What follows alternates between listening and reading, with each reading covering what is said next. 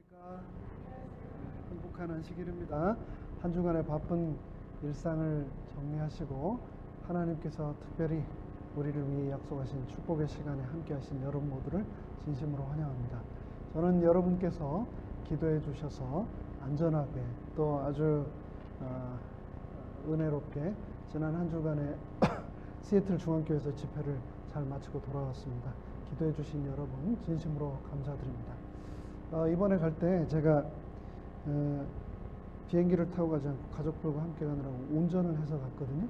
그런데 여기서 시애틀이 약 18시간이 조금 더 걸리는데 집회 장소는 그 시애틀에서 한 2시간 정도 캐나다 쪽으로 더 올라가서, 그러니까 왈라왈라 대학 해양 연구원에서 했는데, 그곳이 그 집회 장소가 바로 바다 앞에 바다가 보이는 그런 장소였는데, 바다 건너편에 있는 섬들이 어디냐 물어봤더니 캐나다라고 그러더라고요. 그러니까 끝까지 갔습니다. 그러니까 한 1시간 정도 원웨이로요, 그 정도 되는 길을 다녀왔는데, 가고 오면서 또 많은 생각들을 하고 또 좋은 시간을 보냈습니다.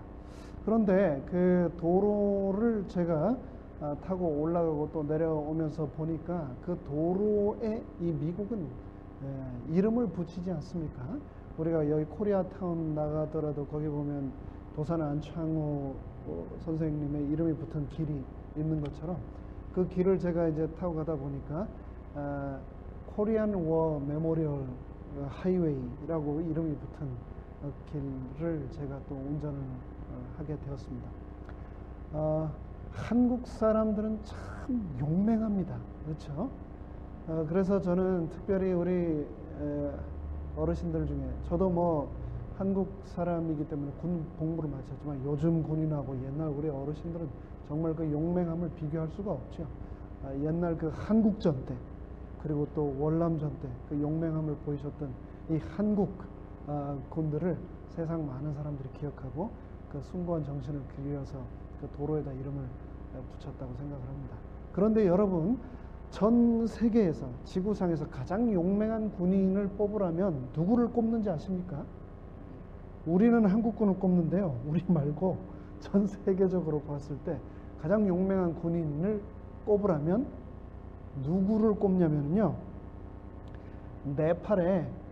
네팔의 구르카족을 꼽는 데입니다. 구르카족. 우리 황충혜 장로님이나 조원직 장로님은 다녀오셔서 잘 아실 겁니다. 네팔이 여러 민족들이 섞여 있는 나라 아닙니까? 근데 대개 이 사람들이 체구도 뭐 체격도 우리보다 작습니다. 그런데 세계 10대 빈국 중에 하나인 이 네팔 청년들의 유일한 꿈이 뭐냐면은 그 히말라야 산을 이른 아침부터 막 바위 덩어리를 짊어지고 수없이 뛰어다니는 사람들이 있는데, 그 청년들이 그렇게 체력 훈련을 해가지고 영국의 용병으로 선출된 게 그 사람들의 꿈이랍니다. 그러면은 그 나라에서는 상상할 수 없는 연봉과 명예를 얻을 뿐만 아니라 가족 전체에게 큰 가문의 영광이 된다고 합니다. 그런데 왜 그토록 이 네팔 군인들을 전 세계적으로 이렇게 용맹하다고 쳐주느냐? 아주 유명한 사건이 하나 있었는데, 그게 뭐냐면요, 열차가 한밤중에 지나가고 있었는데 터널을 지나가고 있었다고 합니다. 인도의 어떤 한 지역을요. 그런데 거기에 35세 된 이 구르카족, 그러니까 벌써 이제 전역을 한 거죠. 전역을 한 이 구르카족 하사 한 사람이 타고 있었는데, 터널을 지나가자 갑자기 40명이 넘는 떼강도들이 총과 검을 가지고 닥치는 대로 열차 안을 털면서 사람들의 뭐 보석과 지갑을 막 털기 시작했다고 합니다. 그런데 그때도 이 네팔 구르카 용병이었던 이 사람, 이름이 슈레스라고 하는 이 사람이 그냥 가만히 참고 자기 지갑과 물건으로 그냥 다 털리게 가만히 있었다고 합니다. 40명이 넘으니까. 그런데 그러던 중 물건을 다 털어가는데 그 강도 중에 한 사람이 열차에 있었던 18살 먹은 어린 소녀를 겁탈을 하려고 하자 이 구르카족 병사가 더 이상 참지 않고 그 자리에서 네팔 사람들이 쓰는 그 절에 들어갈 때 이 삐뚤어지게 생긴 이상한 칼 있죠. 그 칼, 그 네팔 용병들이 사용한 그 칼을 뽑아 들고 순식간에 40명을 다 뱄습니다. 그리고 나서 그 어린 소녀들을 지켜줄 뿐만 아니라 그 열차 전체를 이제 보호해준 그 내용이 뉴스가 되면서 이 네팔 군인들이 전 세계에서 가장 용맹한 군인이다라고 하는 이제 소문이 퍼지게 되었고 이제 명성이 이제 퍼지게 된 거죠. 그래서 지금도 그 네팔 용병들은 한번 그들이 사용하는 그 칼을 이렇게 짧은 단도인데 그거를 뽑으면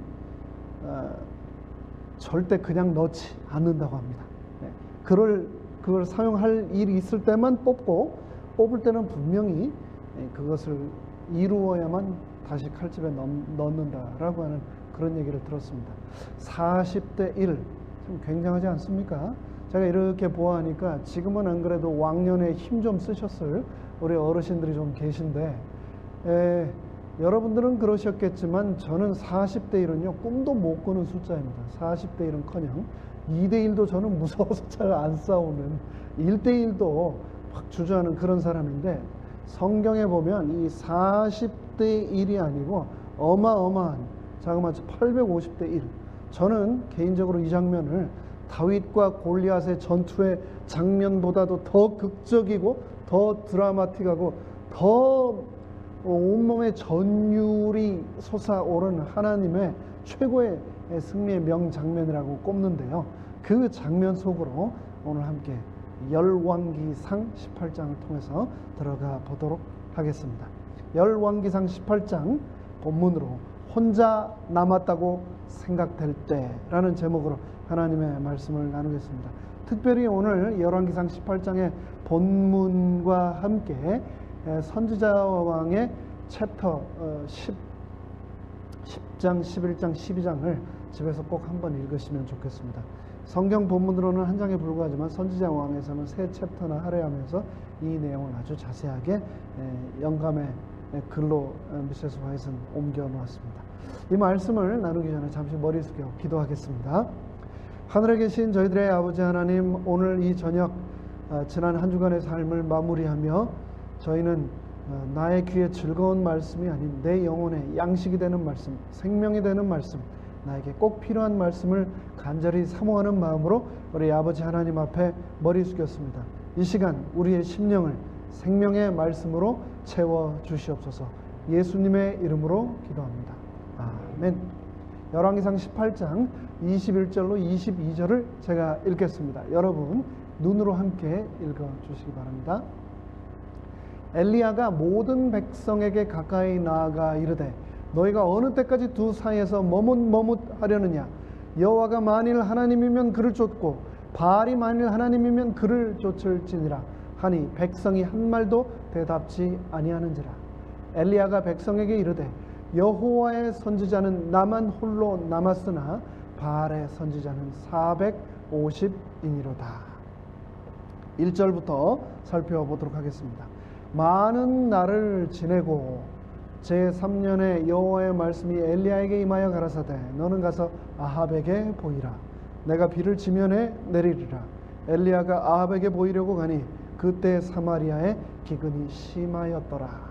많은 날이 지났다고 열왕기상 18장은 소개하며 이 장면을 시작하고 있습니다. 이 많은 날이라고 하면 저번에 말씀드린 것처럼 까마귀가 떡과 음식을 날라주어서 먹었던 산속에서 혼자 독거했던 그 시대, 그리고 또 그때를 지나서 혼자 사는 과부에게 하나님이 보내셔서 그 가난한 과부의 집에 있는 밀가루통과 기름통을 통해서 끊이지 않는 양식을 공급해 주셨던 그 기적의 많은 날들을 지내고 나서 그렇게 벌써 3년이라고 하는 세월이 지났는데 그 즈음에 여호와의 말씀이 다시 엘리야에게 임하였다라고 성경은 말하고 있습니다. 여호와의 말씀이 엘리야에게 임하여서 뭐라고 말씀하셨냐면 너는 가서 이제 아합에게 보이라. 아합을 찾아가라. 아합을 만나라 라고 말씀하십니다. 그러면서 하나님인 내가, 여호와인 내가 비를 이스라엘 이 땅에 지면에 내릴 것이다 라고 하는 메시지를 아합에게 전하라라고 하나님께서 말씀하셨습니다. 2절, 엘리야가 아합에게 보이려고 가니 엘리야가 하나님이 말씀하시자마자 그 말씀에 순종하고 예 하나님 하고 아합에게 갔습니다. 근데 참 엘리야가 왜 이렇게 탁월한 능력의 사람이었는가? 엘리야 때문에 3년 반이라고 하는 넘는 세월 동안 이스라엘 땅에 우로 비와 이슬이 한 방울도 내리지 않았으니 얼마나 힘든 세월을 살았겠습니까? 그 모든 것이 엘리야 때문이라고 생각을 했던 아합 왕이 엘리야를 잡아 죽이기 위해서 지명수배 군인들을 풀고 이웃 국경에 있는 나라들까지 다 사람을 보내 샅샅이 뒤지면서 잡히기만 하면 죽이려고 도끼가 오를 대로 올라 있는데 그 순간 하나님께서 아합에게 가라라고 하는 이 말씀이 어떻게 보면 엘리야에게 사형 선고나 같았을 텐데 엘리야는 아무 소리하지 않고 하나님이 말씀하시자 그 말씀에 순종하며 즉각적으로 아합 왕을 찾아 떠나는 장면이 바로 2절에 등장하고 있습니다. 계속해서 보겠습니다. 그렇게 아합의 궁전을 향해 가고 있을 때 3절, 아합이 국내 대신 오바댜를 불렀으니 그때 아합은 궁에 있는 장관인 오바댜를 불렀습니다. 오바댜는 여호와의 종이라고 하는 아주 아름다운 뜻을 가지고 있는 이름인데 이 오바댜를 불렀는데 이 오바댜는 크게 여호와를 경외하는 자더라. 이 아합이 이세벨이 통치하는 북방 이스라엘, 이게 바알과 아세라를 숭배하는 이방 종교로 충만해 있는 그 시대에도 하나님께서는 여호와를 경외하는 이 오바댜 같은 사람을 그것도 아합의 궁전 안에 심어 놓으셨습니다. 4절, 이세벨이 여호와의 선지자들을 멸할 때에 여기에 정확하게 이름을 거명하고 있습니다. 여호와의 선지자들을 박해하고 잡아 죽이고 또 여호와를 섬기는 그 신앙을 가장 핍박했던 주체가 바로 누구인가? 이세벨이라고 말을 하고 있죠. 4절, 이세벨이 여호와의 선지자들을 핍박하고 멸할 때에 바로 그때 궁 안에 있던 오바댜가, 이 국내 대신이었던 오바댜가 선지자 100인을 가져 몰래 숨겨 50인씩 굴에 숨기고 떡과 물을 먹였더라. 꼭 그 2차 대전 당시 홀로코스트 유대인들을 몰래 숨겨서 살려줬던 그런 사람들의 이야기를 보는 것 같습니다.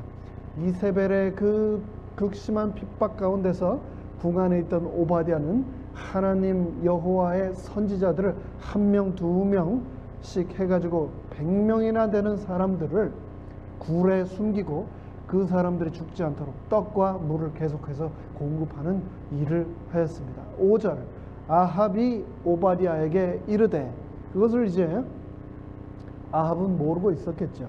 아합이 이제 오바댜에게 이제 새로운 명령을 내립니다. 이 땅의 모든 물의 근원과 모든 내로 가자. 혹시 꼴을 얻으리라.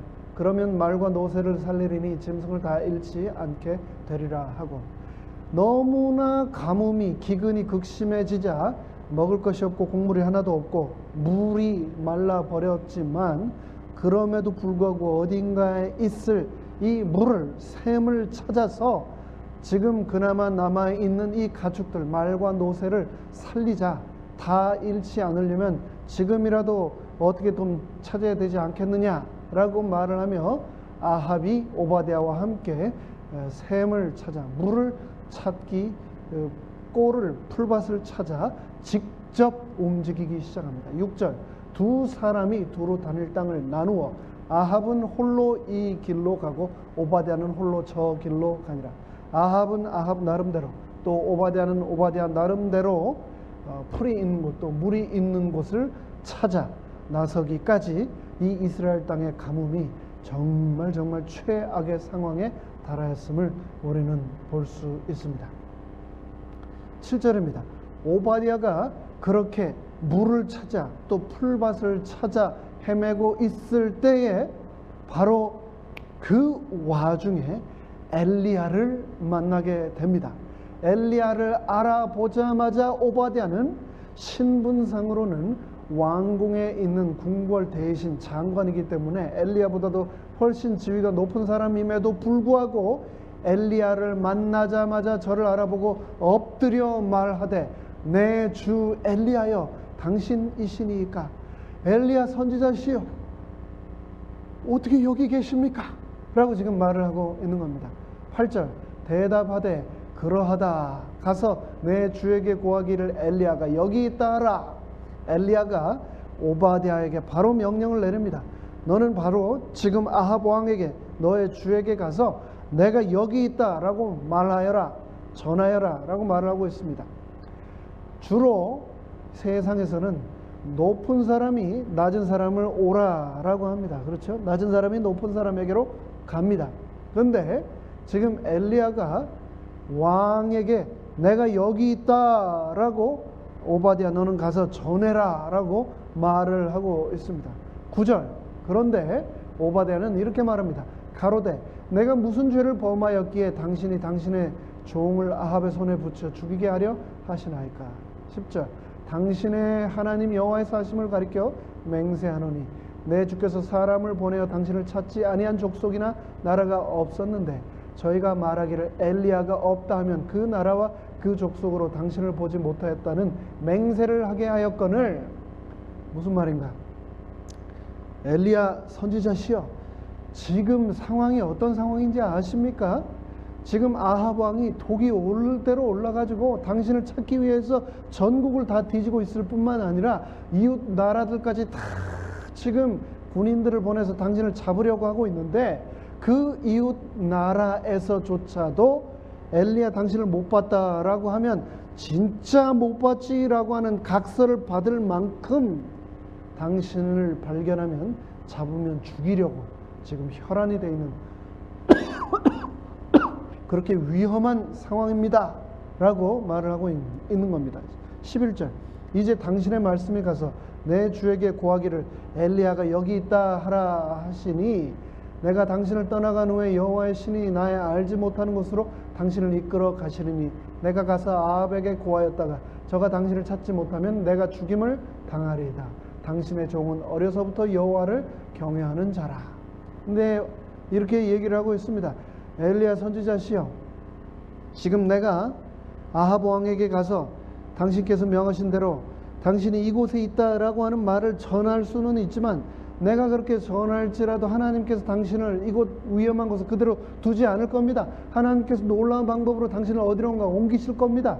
그러면 아합 왕은 나에게 거짓말을 하였다고 나를 죽일 것이고 또 다시 당신을 찾기 위해 혈안이 되어서 끝까지 추적할 것이고 언젠가는 당신을 찾아 당신도 죽일 것입니다. 13절입니다. 이세벨이 여호와의 선지자들을 죽일 때 내가 여호와 선지자 중에 100인을 50인씩 굴에 숨기고 떡과 물로 먹인 일이 내 주께 들리지 아니하였나이까. 이 비밀을 엘리야에게 말하고 있습니다. 선지자시여 사실은 이 이세벨 여왕 때문에 얼마나 여호와의 선지자들이 극심한 핍박 가운데 있는지 모릅니다.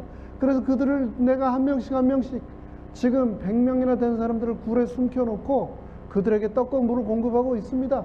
이렇게 지금 상황이 좋지 않습니다. 14절 이제 당신의 말씀이 가서 내 주에게 고하기를 엘리야가 여기 있다 하라 하시니 그리하면 저가 나를 죽이리이다. 제가 선지자의 말씀대로 한다면 왕은 분명히 나를 죽이고 당신을 죽일 겁니다. 15절 엘리야가 이르되 내가 모시는 만군의 여호와의 사심을 가리켜 맹세하노니 내가 오늘날 아합에게 보이리라.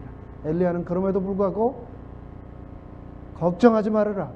내가 오늘 아합을 만나리라 라고 말하고 있습니다.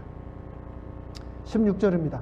오바댜가 가서 아합을 만나 고함해 목숨을 걸었던 엘리야, 그 엘리야와 똑같이 엘리야를 만난 오바댜도 목숨을 걸고 또다시 아합 왕 앞에 나아가서 고합니다. 아합이 엘리야를 만나려 하여 가다가 그 말을 듣자 아합 왕은 스스로 자신이 몸소 엘리야를 만나기 위해 떠납니다. 높은 사람에게로 오라고 주로 이렇게 하는데, 아합 왕이 엘리야 너 나한테 와 라고 하지 않고 아합이 엘리야를 찾아 만나려 가고 있는 장면이지요. 17절, 엘리야를 볼 때 그렇게 아합 왕이 엘리야를 찾아갔고 엘리야를 보자마자 이렇게 말합니다. 저에게 이르되 이스라엘을 괴롭게 하는 자여 너냐? 엘리야를 보자마자 묵었던 3년 반 넘은 그 격한 감정이 터져 나오는 겁니다. 너 하나 때문에 얼마나 많은 이스라엘 사람들이 고통 가운데 있는 줄 아느냐? 이 못된 이 엘리야야 라고 말을 하고 있는 겁니다. 그런데 그런 도끼가 잔뜩 오른 왕 앞에 엘리야가 18절에 다음과 같이 말합니다. 저가 대답하되 내가 이스라엘을 괴롭게 한 것이 아니라 아합 당신과 당신의 아비의 집이 이스라엘을 괴롭게 하였으니. 아무리 왕 앞이라 할지라도 엘리야가 정확하게 바로 짚어서 이 모든 고통의 근원이 바로 당신 때문에 이 땅에 임하였다라고 엘리야가 말을 하고 있는 장면입니다. 이는 여호와의 명령을 당신이 버렸고 당신이 바알을 쫓았기 때문에 이스라엘 땅에 이 모든 고통이 임하게 되었습니다 라고 왕에게 말하고 있습니다. 우리는 이 17절에서 아합 왕을 통하여 죄인의 또 전형적인 증상을 하나 발견할 수 있습니다. 그것은 바로 죄의 결과로 임하는 해악에 관하여 책임을 죄인들은 항상 회피하려 한다는 것입니다. 아합은 나라에 임한 저주의 탓을 자신이 아닌 누구에게로 돌렸습니까? 엘리야에게로 돌리려 하였습니다. 죄로 야기된 불행을 책임지려 하지 않는 것, 그것이 죄인들의 전형적인 증상인데, 현상인데, 바로 아합을 통하여 우리는 그 모습을 정확하게 볼 수 있습니다. 계속해서 보겠습니다. 19절. 그런즉 보내어 온 이스라엘과 이세벨의 상에서 먹는 바알의 선지자 450인과 아세라의 선지자 400인을 갈멜산으로 모아 내게로 나오게 하소서. 아합 왕에게 나 때문이 아니라 당신 때문에 이 땅에 이런 극심한 고통이 있습니다 라고 말한 직후에 엘리야는 계속해서 말합니다. 지금 즉시 바알의 선지자 그리고 아세라의 선지자 450인과 400인을 갈멜산으로 모으십시오. 20절. 아합이 이에 이스라엘 모든 자손에게로 보내어 선지자들을 갈멜산으로 모으니라. 참으로 신기한 것은 일개 선지자에 불과하고 또 왕이 스스로 생각하기에 이 모든 고통의 근원이라고, 문제의 근원이라고, 발단이라고 생각했던 엘리야의 말에 순종해서 이세벨의 상에서 밥을 먹는, 나라의 국고에서 녹을 먹는 이 바알의 선지자와 아세라의 모든 선지자, 제사장들을 갈멜산으로 즉시 모이도록 엘리야의 명령에 순종하여 명을 내리고 있는 장면입니다. 우리가 엘리야의 지시에 따라 아합이 그들의 바알과 아세라의 선지자들을 모은 이 갈멜산, 이 갈멜산은 한때는 아름다운 경관을 자랑하고 초목이 무성하게 자랐던, 그래서 이스라엘 전경이 다 내려 보였던 너무나 아름다운 곳이었는데, 그곳이 바알과 아세라 숭배로 인하여서 그 숲속 구석구석이 우상의 신전들로 가득 들어차고, 그리고 그 우상 숭배의 결과로 황폐한 곳이 되어버리고 말았다라고 제렘교회 성경 주석과 또 선지자 왕은 기록을 하고 있습니다. 바로 그곳에, 한때는 아름답고 우거졌던 그곳에 이제는 황폐하게 버려진 그 땅에 엘리야는 바알과 아세라의 선지자들을 다 불러 모으고, 그곳에 모인 이 거짓 선지자들과 여호와 하나님의 선지자 자신과의 대결을 온 이스라엘 백성들이 한눈에 바라볼 수 있도록 했습니다. 21절입니다.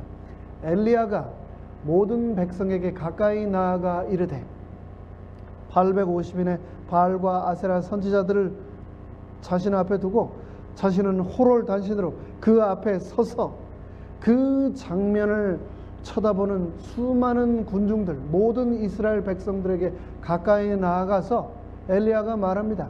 너희가 어느 때까지 이 두 사이에서 머뭇하려느냐?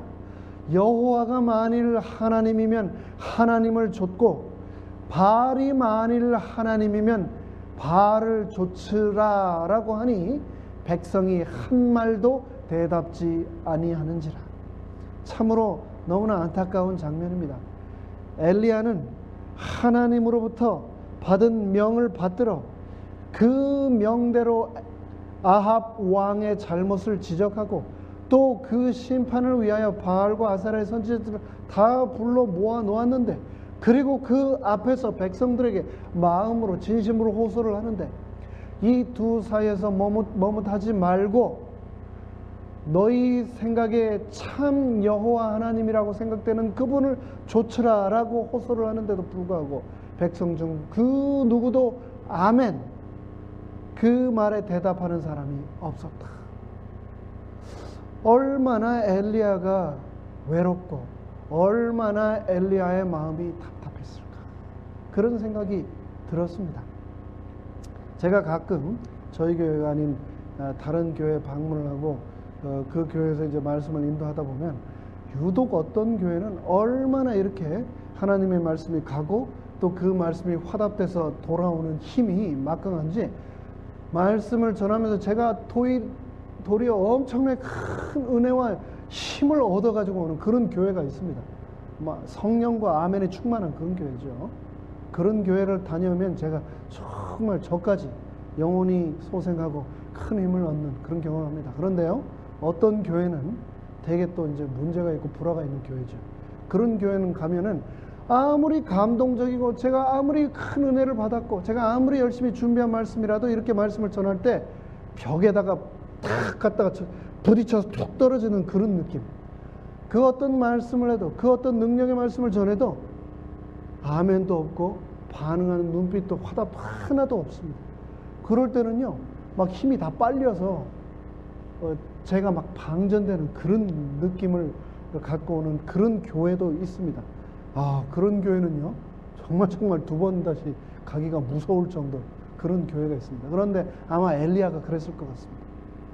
3년 반을 꼬박 까마귀가 주는 거 받아 먹고 과부한테 얹혀 먹고 살다가 하나님께서 보내셨는데 이제 목숨을 걸고 왕한테 도전장을 내고 850명, 아까 그 40명만 일당 40명만 해쳐도 전 세계 최고 군인이라고 이렇게 꼽는데 850명을 눈앞에 두고 이제 하나님의 그 기적을 선포하려고 하는 그 순간, 이 하나님의 백성들에게 하나님을 선택하라고 호소하는데 단 한 명도 아멘하지 않고 눈치만 보고 있는 그 상황에서 엘리야가 이제 계속해서 말합니다. 22절, 엘리야가 백성에게 이르되 여호와의 선지자는 나만 홀로 남았으나 바알의 선지자는 450인이로다. 그런즉 바알의 선지자 450명이면 내가 450대 1 있지만 내가 물러나지 않겠다. 그런즉 두 송아지를 우리에게 가져오게 하고 저희는 한 송아지를 택하여 각을 떠서 나무 위에 놓고 불은 놓지 말면 나도 한 송아지를 잡아 나무 위에 놓고 불은 놓지 말고 각각 제단에다가 송아지를 한 마리씩 잡아서 각을 떠서 올려놓고 나무 위에 놓되 불은 놓지 않고. 24절, 너희는 너희 신의 이름을 부르라. 바알과 아세라의 이름을 부르라. 너희가 믿는 그 바알 신, 아세라의 신, 다산의 신, 축복의 신, 농사의 신, 폭풍과 비와 벼락의 신 아니냐? 너희의 신의 이름을 부르라. 그리고 너희의 신에게 불을 내려달라고 기도하여라. 너희는 너희 신의 이름을 부르라. 나는 여호와의 이름을 부르리니 이에 불로 응답하는 신, 그가 하나님이라. 백성이 다 대답하되 그 말이 옳도다. 도전장은 던져졌습니다. 두 신에게 두 제단을 쌓아놓고 불을 내리는 신이 참 신이다. 받아들이겠느냐? 모든 백성들이 그 대답이 옳도다. 26절 저희가 그 받은 송아지를 취하여 잡고 아침부터 낮까지 바알의 이름을 불러 가로되 바알이여 우리에게 응답하소서 하나 아무 소리도 없으므로 저희가 그 쌓은 단 주위에서 뛰놀더라. 아무리 뛰고 소리 지르고 기도하여도 아무런 응답이 없었습니다. 27절 오정에 이르러는 엘리야가 저희를 조롱하여 가로되 큰 소리로 부르라. 저는 신인즉 묵상하고 있는지 혹 잠깐 나가는지 혹 길에 행하는지 혹 잠이 들어서 깨워야 할 것인지 하매 엘리야가 이제 좀 여유가 생긴 것도 같아요. 놀리고 있습니다. 야 너네 바알신 지금 자는지 모르겠다. 묵상하는지 모르겠다. 조롱하면서 크게 불러야 좀 들리지 않겠느냐. 28절 이에 저희가 더 큰 소리로 부르고 막 더 큰 소리로 그 사람들이 어떻게 불렀을지 저는 상상이 안 됩니다. 그 수백 명의 선지자들이 막 갈갈이 날뛰었겠죠. 이에 저희가 더 큰 소리로 부르고 그 규례를 따라 피가 흐르기까지 칼과 창으로 그 몸을 상하게 하더라. 이교 승부의 전형적인 아주 난잡한 예배 행위의 방법 중에 하나입니다. 그들의 신은 인간의 피를 보아야 즐거워하고 그들의 기도에 응답한다라고 하는 잘못된 믿음을 가지고 있었고 그래서 사람을 죽이고 어린아이들을 산채로 제물로 바치기도 하였습니다만 그들이 섬기는 신이 응답하지 않자 스스로의 몸을 스스로 베면서 몸을 상하게 하며 계속해서 소리를 지르며 기도해야 하였지만 아무 소리도 없고 아무 응답하는 자 없고 아무 돌아보는 자도 없더라 라고 29절은 기록하고 있습니다. 30절입니다. 엘리야가 그렇게 모든 자신들이 할 수 있는 일을 다 하도록 내버려 둔 다음 엘리야가 모든 백성을 향하여 이르되 내게로 가까이 오라. 이제는 This is my turn. 이제 나의 차례라 라고 얘기를 하면서 백성이 다 저에게 가까이 오매 저가 무너진 여호와의 단을 수축하되 한때는 하나님께 드리던 제사가 끊이지 않고 행해졌던 그곳 그러나 지금은 다 무너져 버렸던 그 여호와의 단을 다시 수축하되 야곱의 아들들의 지파의 수요를 따라 12돌을 취하니 그 12돌을 취하여 단을 쌓고 야곱은 여호와께서 옛적에 저에게 임하여 이르시기를 내 이름을 이스라엘이라 하리라 하신 자더라.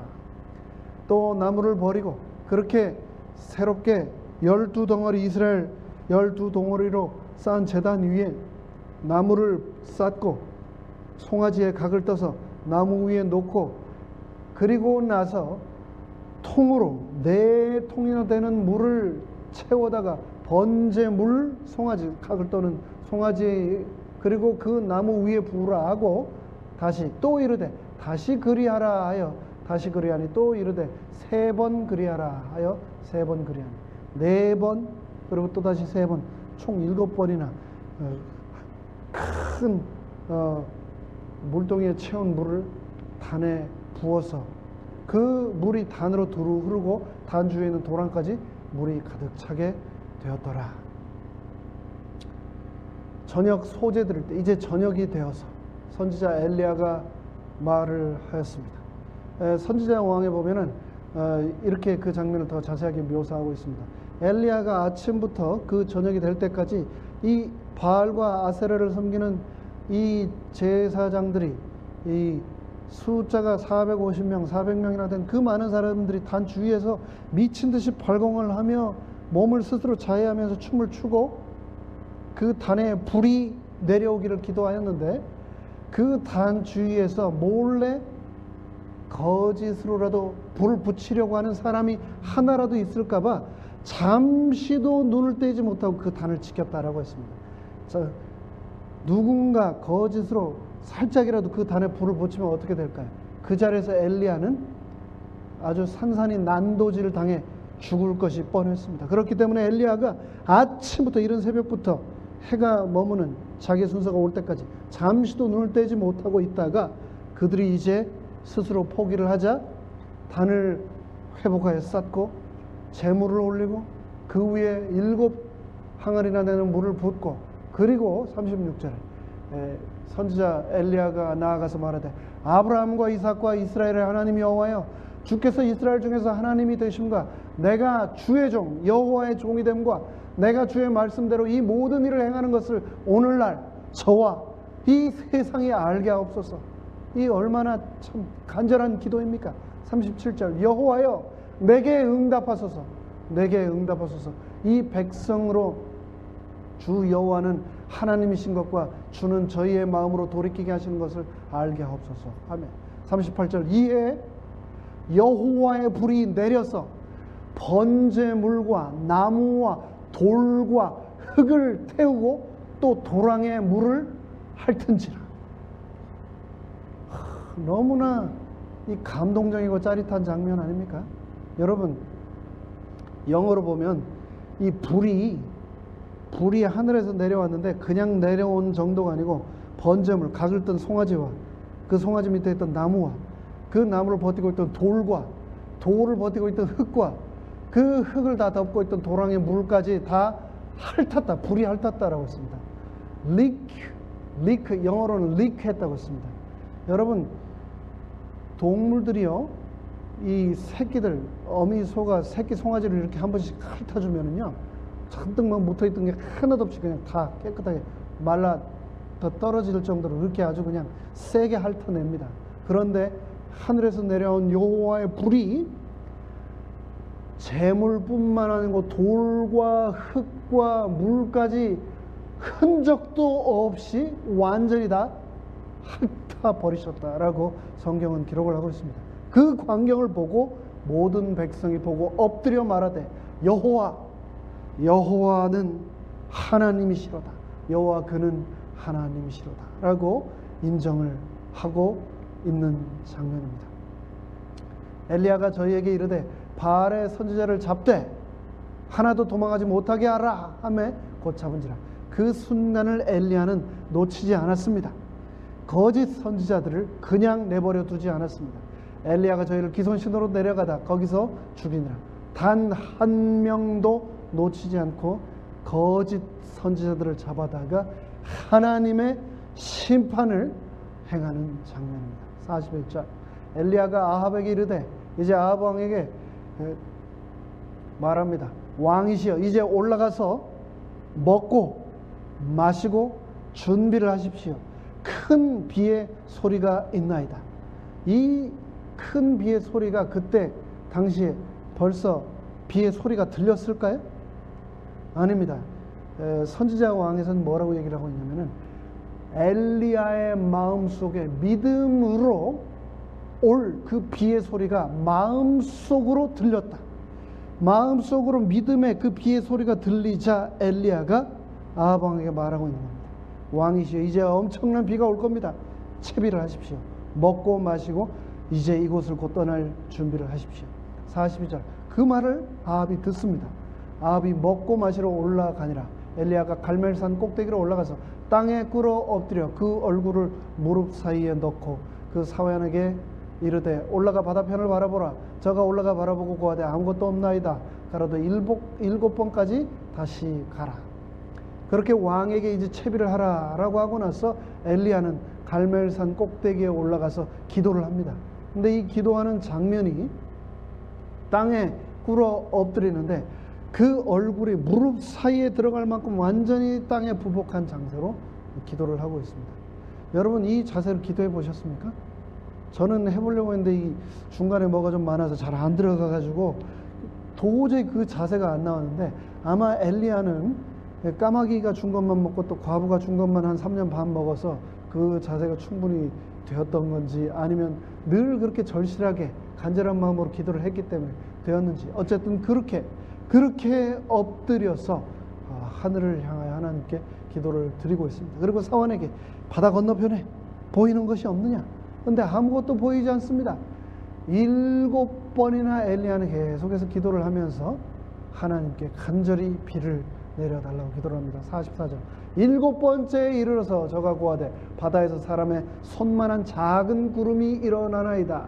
가로되 올라가 아합에게 고하기를 비에 막히지 아니하도록 마차를 갖추고 내려가소서 하라. 그 손바닥만한 구름을 보자마자 엘리야는 아합 왕에게 비가 와서 이제 엄청나게 길이 막힐 것입니다. 빨리 마차에 올라 채비를 하십시오. 45절. 조금 후에 구름과 바람이 일어나서 하늘이 캄캄해지며 큰 비가 내리는지라. 아합이 마차를 타고 이스라엘로 가니 여호와의 능력이 엘리야에게 임하매 저가 허리를 동이고 이스라엘로 들어가는 곳까지 아합 앞에서 달려갔더라.